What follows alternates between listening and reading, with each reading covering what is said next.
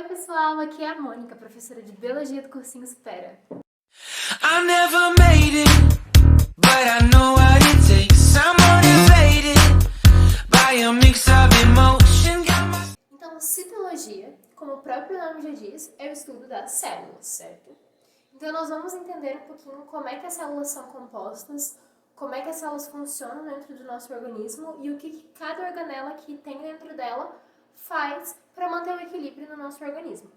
Primeiramente, a gente tem que ver essa classificação aqui. Então, alguns autores classificam os vírus como não sendo seres vivos. Como assim? Os vírus são seres acelulares. Então, fica aí a pergunta para vocês, se eles são acelulares, ou seja, se eles não têm células, eles podem ser considerados um ser vivo. Além disso, nós podemos classificar as células como sendo procariontes ou eucariontes. Como assim? As células procariontes são aquelas que não têm núcleo. Então, o material genético ele vai ficar disperso no citoplasma. Já nas células eucariontes, o material genético fica dentro do núcleo, porque essas células possuem núcleo, possuem caroteca, envolvendo o material genético, protegendo o material genético.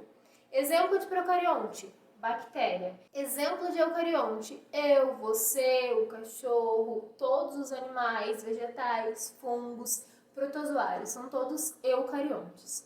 Além disso, nós podemos classificar os organismos sendo unicelulares ou pluricelulares. Como assim?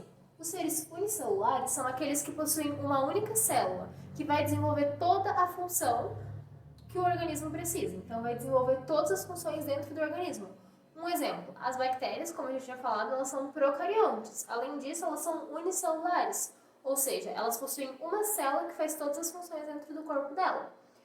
Os protozoários também são seres unicelulares. Já os seres pluricelulares são aqueles que possuem várias células e essas células se agrupam para poder se especializar em diversas funções. Então, existem várias células dentro de um organismo pluricelular e essas células são agrupadas para desempenhar funções específicas. Então, vamos falar um pouquinho sobre as células eucariotas, ou seja, aquelas que possuem núcleo. Então, principal sobre células eucariotas, possuem núcleo. Beleza, todo mundo já entendeu. O que mais? Além disso, as células eucariotas podem ser divididas em 3 regiões. Quais são elas? Membrana plasmática, que é o envoltório da célula. Núcleo, como nós já falamos, que é onde o material genético vai estar armazenado. E citoplasma. Citoplasma é como se fosse uma gelatina que está entre a membrana plasmática e o núcleo, onde estão dispersas todas as organelas que aquela célula precisa. Então, é uma solução coloidal que vai estar ali presente nessa célula. Falando um pouquinho primeiro sobre a membrana plasmática, a gente tem que entender que a membrana plasmática ela está presente em todas as células, independente se é uma célula eucariota ou procariota.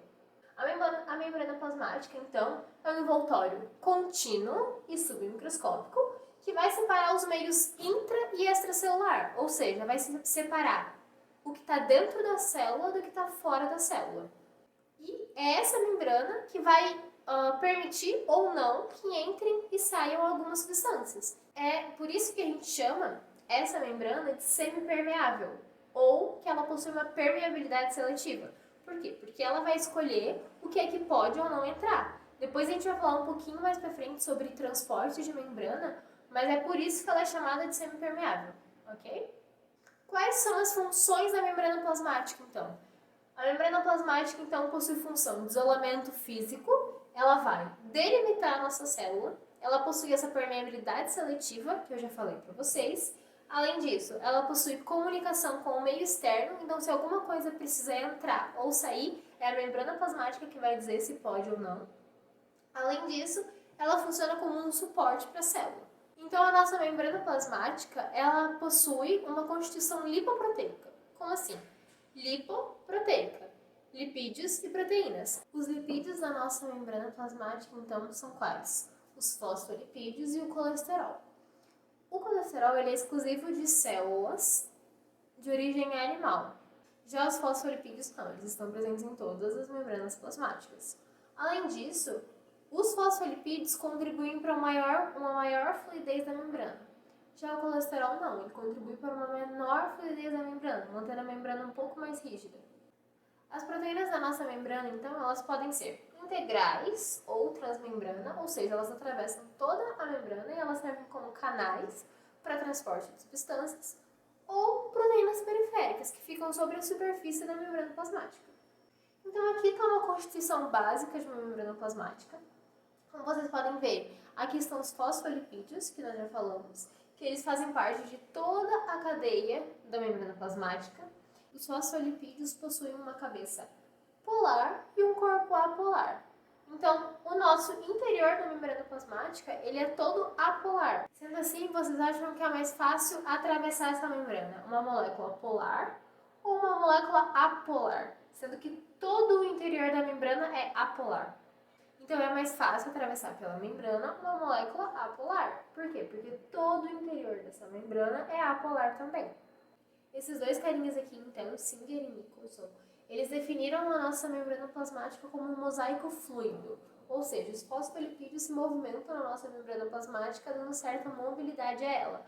E foram eles que ajudaram a definir a nossa membrana plasmática como ela é hoje. Então, assim, aqui nós temos a estrutura da nossa membrana plasmática, nós temos a bicamada fosfolipídica, como eu já tinha falado para vocês, que é a principal componente da nossa membrana plasmática.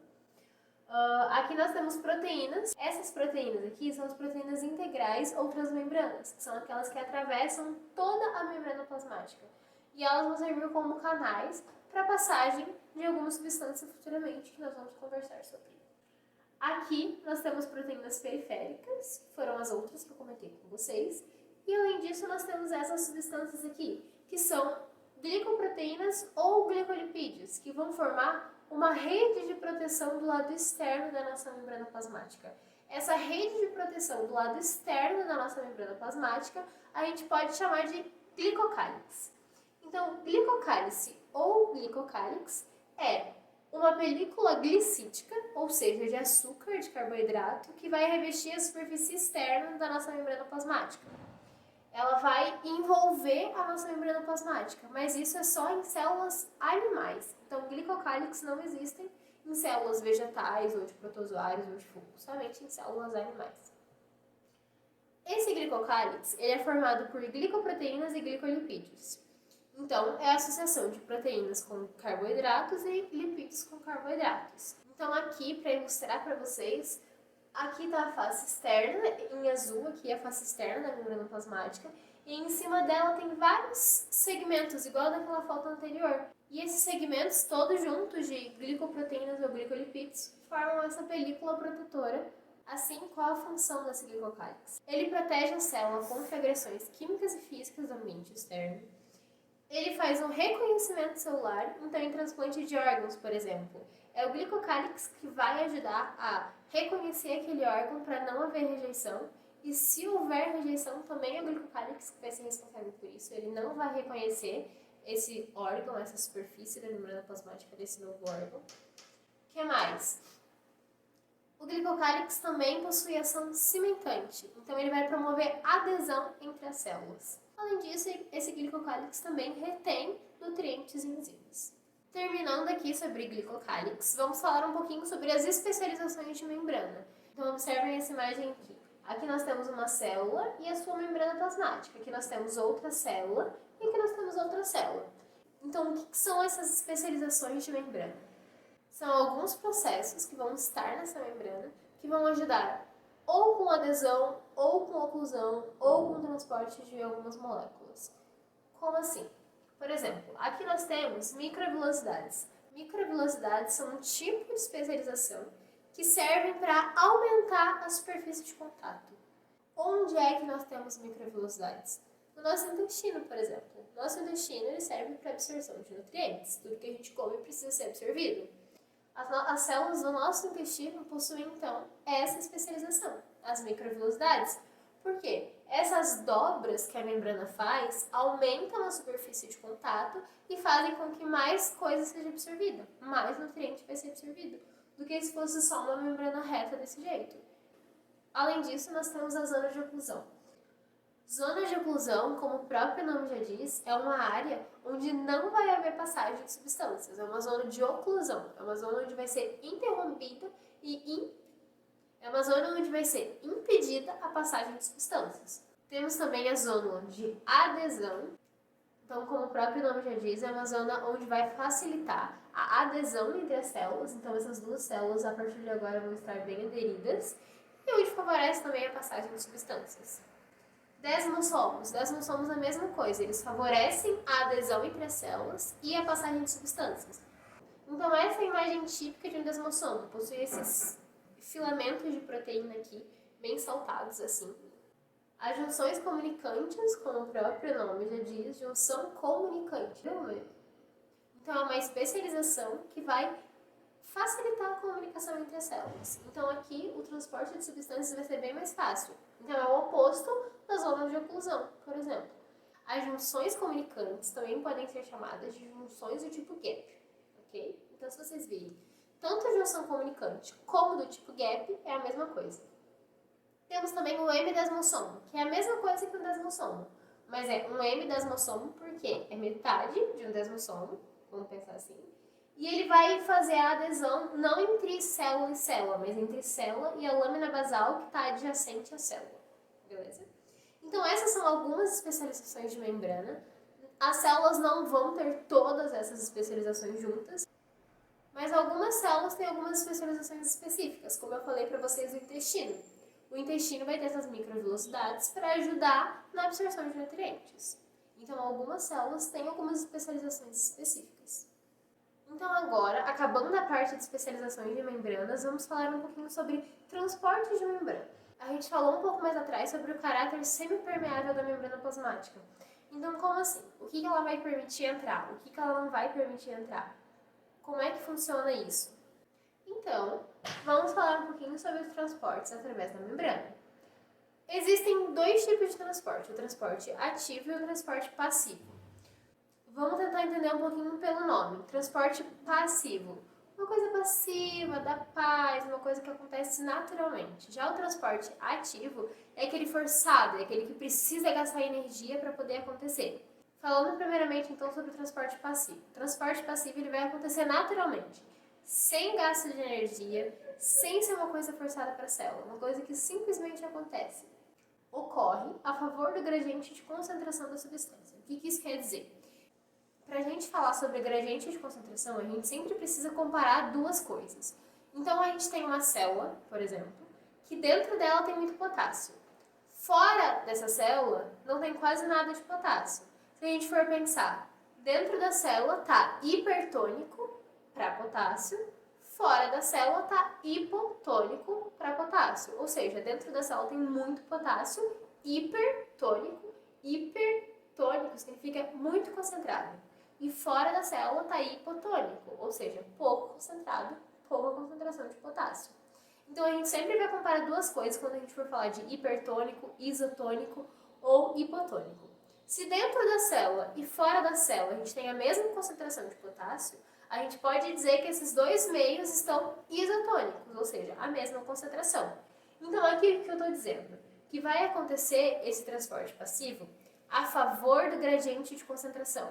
Quer dizer que, se um lugar tem muito e um lugar tem pouco, essa substância vai migrar de onde tem muito para onde tem pouco, até essas duas quantidades se equilibrarem e ficarem dois meios isotônicos. Entenderam? Então, quando a gente diz a favor do gradiente de concentração, é que vai sair de onde está mais concentrado para onde está menos concentrado, ou seja, do meio hipertônico para o meio hipotônico. Beleza? Primeiro tipo de transporte passivo, difusão simples. O que é a difusão simples? É a passagem de soluto, prestem bem atenção, soluto do meio hipertônico, onde a concentração está alta, para o meio hipotônico, onde a concentração está baixa, até esses dois meios ficarem isotônicos. Então, vai sempre do hiper para o hipo, beleza? Esse tipo de difusão simples acontece com gases e substâncias lipossolúveis. Lembra que eu tinha falado que o que é mais fácil passar? Se o nosso interior da nossa membrana plasmática é todo apolar, é mais fácil que passem substâncias apolares pela nossa membrana.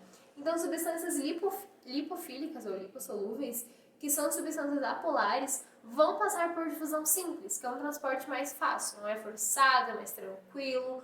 Por quê? Porque são substâncias que se combinam, são substâncias que se misturam. Então, Gases e substâncias lipossolúveis passam por difusão simples pela nossa membrana plasmática. Aqui, mostrando para vocês. Então, um meio onde está muito concentrado desse soluto e um meio onde está pouco concentrado desse soluto. Esse soluto tende, então, a migrar do meio mais concentrado para o meio menos concentrado.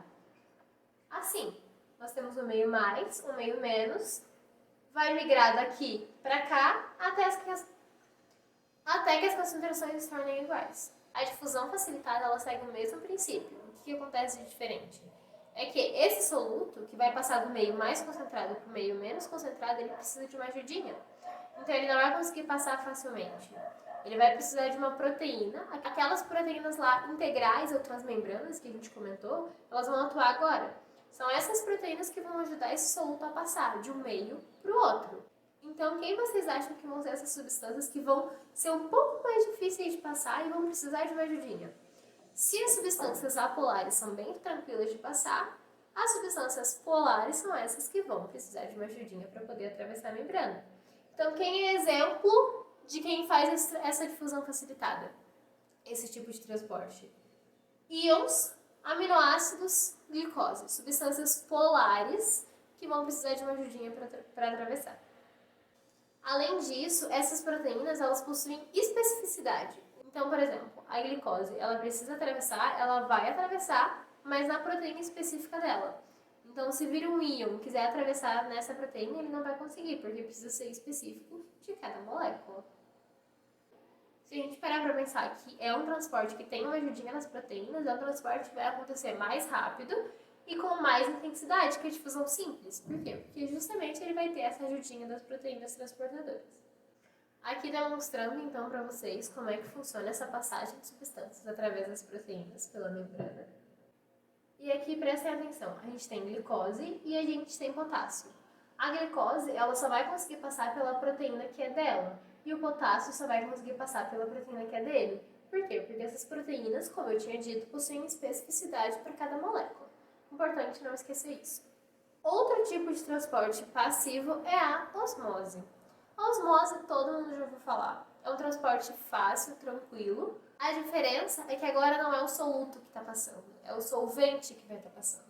Então o solvente ele não vai passar do meio mais concentrado para o meio menos concentrado. Ele vai passar de onde está menos concentrado para onde está mais concentrado para poder solubilizar essa alta concentração de soluto. Conseguem entender? Então, o solvente vai passar do meio hipo para o meio hiper. Hipo, hiper. Solvente, osmose. E nós temos diferentes reações das células frente à osmose. Então, por exemplo, as células vegetais possuem uma parede celular, de celulose. Então, se uma célula vegetal é deixada em um meio isotônico, não há diferença. Como as duas concentrações estão iguais, não vai entrar nem sair água, vai se manter na mesma concentração. Já se as células vegetais são deixadas em um meio hipotônico, ou seja, um meio menos concentrado, qual é a tendência? Se a célula está muito concentrada e o meio está pouco concentrado, essa água vai migrar do meio para dentro da célula, para poder diluir essa alta concentração daqui. Então essa célula vai começar a inchar. Imagina, entrou água, essa célula vai começar a inchar. O que vai impedir essa célula de não romper? A parede celular de celulose dos vegetais. Então, os vegetais não vão ter as suas células rompidas porque eles possuem parede celular.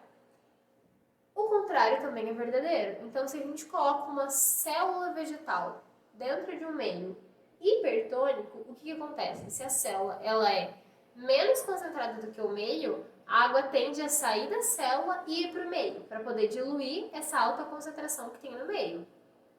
A célula então vai ficar murcha, porque a água que está dentro da célula vai sair. A célula vai ficando murcha, murcha, murcha. Um exemplo prático que a gente pode dizer é uma folha de alface, por exemplo. Folha de alface, saladinho de domingo, você coloca sal. O sal vai deixar o meio extracelular mais concentrado. Então, o que a água vai fazer? A água vai sair de dentro da célula do alface para ir para o meio. Então, a água vai sair do meio intracelular, ali na alface, e vai para o meio extracelular, que está muito concentrado nesse momento porque tem sal. Então essa alface, depois de um tempo, ela começa a ficar murcha. Todo mundo já reparou que depois de um tempo que a salada está temperada, a folha começa a murchar. Exatamente por isso, por osmose. Entenderam? Então, em células vegetais, a parede celular ela vai impedir que a célula se rompa. Já nas células animais, essa parede celular não existe. Então, não tem nada para evitar que essa célula se rompa. Então, aqui nós temos uma hemácia, por exemplo, em um meio isotônico. Não acontece nada. Entra e sai água na mesma velocidade, porque as duas concentrações são iguais. Já se você coloca a hemácia em um meio hipotônico, a hemácia vai estar mais concentrada que o meio, porque o meio está hipotônico. Então, a tendência da água é entrar na hemácia. A água vai entrar na hemácia, vai entrar na hemácia, vai entrar, essa hemácia vai começar a inchar, só que não tem parede celular para evitar que essa hemácia estoure. Então, essa hemácia vai acabar estourando. Esse processo a gente pode chamar de plasmaptise, quando forem outras células no geral, ou de hemólise, ou seja, lise da hemácia, quando a gente estiver se tratando de hemácias. O contrário também é verdadeiro. Então, quando você coloca essa hemácia no meio hipertônico, essa água tende a sair da hemácia, porque o meio está mais concentrado, então a água vai para o meio mais concentrado e essa hemácia vai murchar. A esse processo a gente dá o nome de plasmólise ou crenação. Entendidos? Terminando nossos transportes passivos, vamos falar um pouquinho sobre transportes ativos. Transporte ativo. Como eu falei para vocês, o transporte ativo, então, ele vai ser difícil. Então, ele vai envolver gasto de energia, porque ele vai ser contra o gradiente de concentração. Então, se o natural é que um soluto migre de onde tem mais para ir para onde tem menos, aqui no transporte ativo, a gente quer que isso não aconteça. Então, por exemplo, a bomba de sódio e potássio é o principal exemplo que o vestibular gosta de cobrar sobre o transporte ativo. O que acontece? Como a gente tem mais potássio intracelular e mais sódio extracelular, lembra que eu tinha comentado com vocês? Sódio ficou com ódio porque ficou de fora? Então, sódio, ele está mais concentrado extracelularmente. Qual é a tendência? Que esse sódio entre, porque tem mais fora. Então, a tendência é que esse sódio entre para as duas concentrações se igualarem. Só que a célula não quer que isso aconteça. A célula quer que fique em concentrações desiguais. Então, existe uma bomba que vai pegar esse sódio que vai entrando naturalmente e vai jogar esse sódio para fora de novo. Assim como o potássio. O potássio que ele estava saindo naturalmente, a bomba vai pegar e colocar ele para dentro de novo. Por quê? Porque a célula precisa que o meio intracelular fique mais concentrado de potássio e o meio extracelular fique mais concentrado de sódio. Quem que precisa disso? Os neurônios. Os neurônios são células que precisam dessa diferença de concentração. Para quê? Para poder haver a repolarização da célula para continuar com o impulso nervoso. Então, observem aqui rapidinho. Pensem como o sódio como amarelo e o verde como potássio. O sódio está sendo jogado para fora pela bomba de sódio e potássio para manter maior a concentração de sódio lá fora. E o potássio está sendo jogado para dentro pela bomba para poder manter esse potássio intracelularmente mais concentrado. E tudo isso envolve o gasto de energia. Então, vai ser pego o ATP, quebrar uma das ligações de fósforo para poder liberar energia, para poder fazer todo esse transporte. Então, é um transporte ativo que envolve gasto de energia. Por fim, nós temos o transporte em massa ou em bloco. O transporte em massa ou em bloco, ele vai acontecer com macromoléculas ou até mesmo com micro-organismos. É um transporte também que envolve gasto de energia. Dentro desse transporte, nós temos a endocitose ou a exocitose. Em endocitose, são colocadas coisas para dentro da célula. Exocitose, são colocadas coisas para fora da célula. Endocitose, então, é englobamento de partículas com participação da membrana plasmática. Como assim? É a membrana plasmática que vai englobar a partícula e colocar para dentro da célula. Vai do meio extracelular para o meio intracelular e pode ser dividido em dois tipos, fagocitose ou pinocitose. Fagocitose se forem partículas sólidas, pinocitose se forem partículas líquidas. Então, a membrana plasmática vai englobar essa substância que ela quer colocar para dentro da célula e ela vai formar um vacúolo, um fagossomo, a gente chama quando é fagocitose, e pinossomo quando é pinocitose. Então, eu vou mostrar umas imagens para vocês para ficar mais claro. Fagocitose, então, englobamento de partículas sólidas. Então, a membrana plasmática vai englobar essa partícula que ela quer colocar para dentro. E aí, esse GIF, então, só para mostrar para vocês como é que é a fagocitose na prática. Fagocitose, então, na prática acontece como? Acontece com protozoários. Então, a ameba é um protozoário que usa a fagocitose para se alimentar. E dentro do nosso organismo nós temos os glóbulos brancos, que são responsáveis pela defesa do nosso corpo, que vão fazer essa fagocitose também. Glóbulos brancos e macrófagos são responsáveis por isso. Aqui, esse GIF é um neutrófilo indo atrás de uma bactéria para poder fagocitar e tirá-la do nosso organismo. E a pinocitose é a mesma coisa que a fagocitose, só que com partículas líquidas. E aí essa invaginação vai se transformar em um pinossomo depois. Por fim, nós temos a exocitose. Então é eliminação de substâncias da célula. A gente vai jogar para fora o que a gente não precisa mais. Então, o que são essas substâncias eliminadas? Restos da digestão intracelular, hormônios, enzimas, secreção celular, o que a nossa célula não precisa ou o que nós queremos enviar para outras células. Terminando então a parte de membrana plasmática, vamos falar um pouquinho sobre citoplasma. Então, o citoplasma é aquele espaço, como já tínhamos comentado, entre o núcleo e a membrana plasmática. É no citoplasma que vai estar disperso todas as outras organelas que a nossa célula precisa. Esse citoplasma vai ser uma substância coloidal, então vai ser como se fosse uma gelatina. E esse citoplasma acaba tendo movimentos. Esses movimentos podem ser chamados de movimentos cicloides. Então, são esse tipo de movimento, como está acontecendo no GIF, que vai haver a distribuição de nutrientes e de organelas ali dentro da célula. Dentro do citoplasma, a gente pode encontrar também o citoesqueleto. Então, o citoesqueleto, mostrando para vocês, essa estruturinha amarela aqui. Existem 3 tipos de citoesqueleto: os microtúbulos, os filamentos intermediários e os microfilamentos. O citoesqueleto, então, ele ocorre em células eucarióticas. A função do citoesqueleto é dar sustentação e resistência, mantendo a forma das células. E o citoesqueleto participa de movimentos celulares. Os microtúbulos, então, que é o primeiro tipo de citoesqueleto que a gente vai ver, eles são formados por tubulina, então são cilindros finos e alongados de tubulina, que é uma proteína, e eles vão fazer parte da composição de cílios, flagelos e do fuso acromático. Então, flagelos, cílios e do fuso acromático. O fuso acromático é aquela estrutura que vai ser formada durante a divisão celular. Depois dos microtúbulos, nós temos os microfilamentos. Os microfilamentos eles são formados por actina, outra proteína, e eles promovem a sustentação da célula, eles promovem a resistência da membrana plasmática, a movimentação da célula e a movimentação muscular. Por fim, nós temos os filamentos intermediários, e eles são mais resistentes e eles também são responsáveis pela sustentação celular. E os centríolos? Então, o que são os centríolos? Os centríolos são estruturas formadas pelos microtúbulos, que a gente falou primeiramente. Então, eles vão ser formados por tubulina, e aí eles vão fazer parte da composição de cílios e flagelos e do fuso acromático. Existe um par de centríolos por célula, e eles possuem essa conformação assim. Eles ficam assim, meio perpendiculares um com o outro, e eles possuem essa conformação. A gente vai falar um pouquinho sobre as organelas membranosas que nós temos na nossa célula. Então, a primeira organela que a gente vai falar sobre é o retículo endoplasmático. O retículo endoplasmático, então, é um conjunto de bolsas e canais que vão percorrer o citoplasma. Ele pode ser de 2 tipos, do tipo rugoso ou granular e do tipo liso ou agranular. O retículo endoplasmático rugoso, ele possui ribossomos, por isso ele é chamado de rugoso. Então, ele vai possuir ribossomos em toda a sua extensão.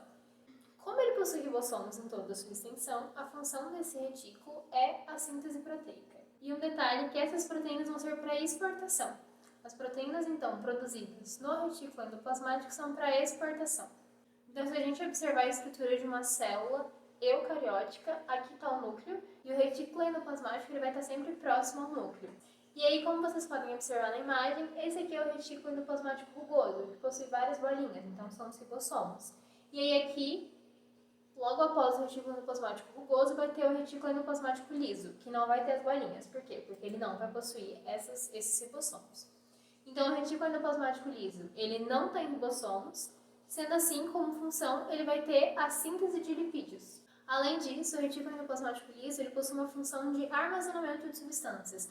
Então, no nosso músculo, por exemplo, a gente tem o retículo sarcoplasmático, que nada mais é do que o retículo endoplasmático liso, que está localizado no músculo.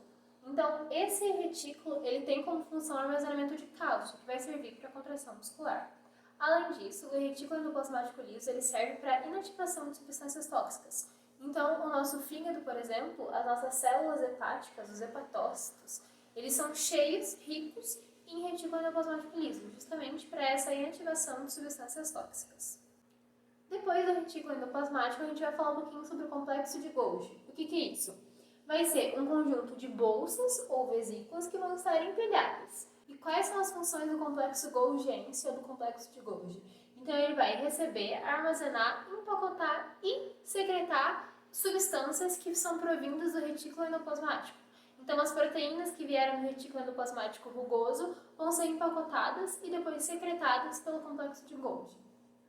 O complexo de Golgi também possui função de síntese de carboidratos. Além disso, ele vai formar o acrossomo, que é essa cabeça que possui em espermatozoides. Ela serve para penetrar no óvulo na hora da fecundação.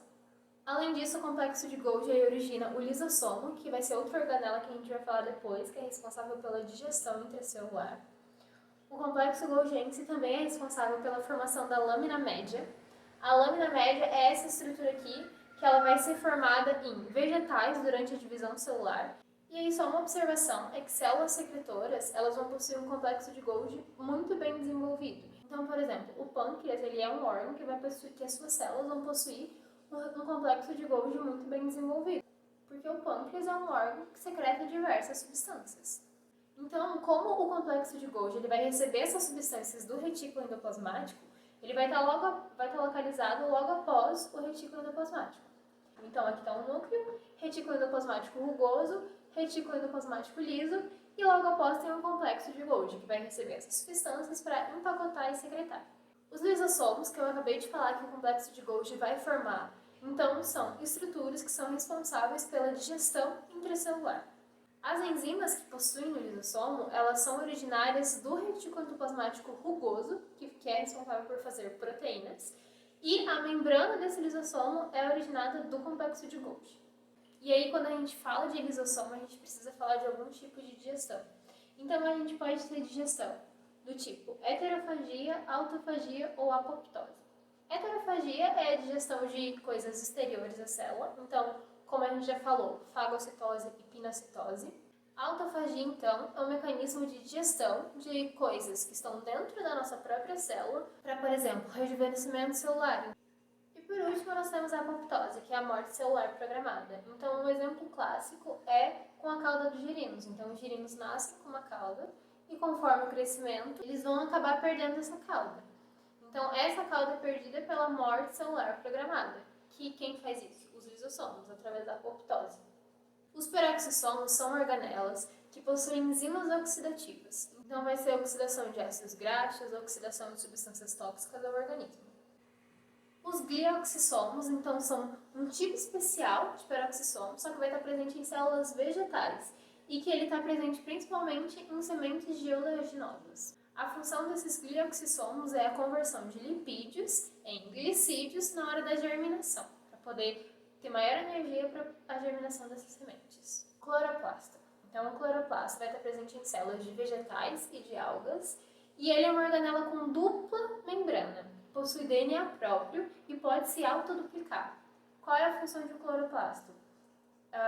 Fotossíntese. Os cloroplastos podem ser comparados com as mitocôndrias. As mitocôndrias, elas são organelas que estão presentes tanto em células vegetais quanto animais. Elas também possuem dupla membrana, também possuem DNA próprio e ribossomos dispersos. Então, se a gente olhar a estrutura de uma mitocôndria, a gente tem uma membrana, a membrana externa e a membrana interna. Aqui nós temos as cristas mitocondriais e aqui nós temos a matriz mitocondrial. A função de uma mitocôndria é produzir energia para a célula através da respiração celular aeróbica. E por essas organelas possuírem DNA próprio, elas conseguem se autoduplicar. Um detalhe das mitocôndrias é que elas possuem origem exclusivamente materna. Então, dentro de uma mitocôndria, a gente só vai possuir DNA que a gente recebeu da nossa mãe. Diferença entre mitocôndria e cloroplasto. Os cloroplastos eles vão produzir glicose a partir da energia solar. Já as mitocôndrias vão quebrar essa glicose para produzir ATP, energia para as nossas células. E aí, quando a gente fala dessas duas organelas, a gente precisa falar um pouquinho da teoria endossimbiótica. Ela diz que a origem das células eucarióticas foi a partir da incorporação de uma bactéria aeróbica dentro da célula. Essa bactéria aeróbica, então, começou a produzir energia através da respiração celular aeróbica e a célula mantinha essa bactéria protegida, então mantinha um ambiente protegido para essa bactéria. Essa relação a gente pode chamar de mutualismo, como a gente já viu em ecologia. Ribossomos, então. Os ribossomos, eles são uma organela amembranosa, então todas as organelas que a gente estava conversando até agora, a gente falou que eram organelas membranosas, ou seja, elas são originadas a partir da membrana plasmática. O ribossomo não, é uma organela amembranosa, então ele não tem envolvimento na membrana plasmática. Os seres procarióticos possuem só ribossomo. Os seres procariontes, eles não possuem nenhuma das outras organelas que a gente falou até agora. Então o ribossomo está presente tanto em células eucariontes quanto procariontes, e eles são formados por RNA ribossômico e proteínas. E qual é a função de um ribossomo? Tradução gênica, que é a formação de proteínas. O ribossomo, então, ele está localizado em células procariontes, vão estar dispersas no citoplasma, e em células eucariontes estão dispersas no citoplasma, aderidos ao retículo endoplasmático rugoso, no interior de mitocôndrias e cloroplastos. Falando um pouquinho, então, sobre células procariontes. Então, uma estrutura básica de uma célula procarionte, de uma bactéria, por exemplo, é uma cápsula, que é o envoltório mais externo, uma parede celular, por dentro da parede celular, uma membrana plasmática, e aí, o que mais que essa célula procarionte ela vai possuir? Pilos, que são estruturas que depois vão servir para conjugação, por exemplo, que é um método de reprodução das bactérias. Flagelo, o material genético disperso no citoplasma, como essas células não possuem núcleo. Ribossomos dispersos no citoplasma também. Então, as células procariontes, quem são elas? Então, engloba o reino Monera, com bactérias e cianobactérias. São células que não possuem núcleo, são células que não possuem nenhuma organela membranosa e são organismos unicelulares, microscópicos, de vida livre ou parasitas. Então, as estruturas que a gente estava falando agora. Vai possuir a cápsula, que é formada por glicoproteínas, vai possuir a parede celular, que é formada por peptidoglicanos, vai possuir a membrana plasmática, que é igual de uma célula eucariótica, que a gente já comentou, vai possuir o nucleóide, que é um DNA bacteriano, como a gente já falado, que ele vai estar disperso no citoplasma, e ele coordena as funções vitais da célula. Vai ter o plasmídio, que é um DNA que confere um gene de resistência para as bactérias. Vai possuir os ribossomos, que possuem as mesmas funções dos ribossomos das células eucariontes. E vai possuir o flagelo e o pili. Então, o flagelo para movimentação e o pili são estruturas que servem para reprodução por conjugação. Então é isso, pessoal. Terminamos citologia e agora é só resolver exercícios para fixar bem a matéria.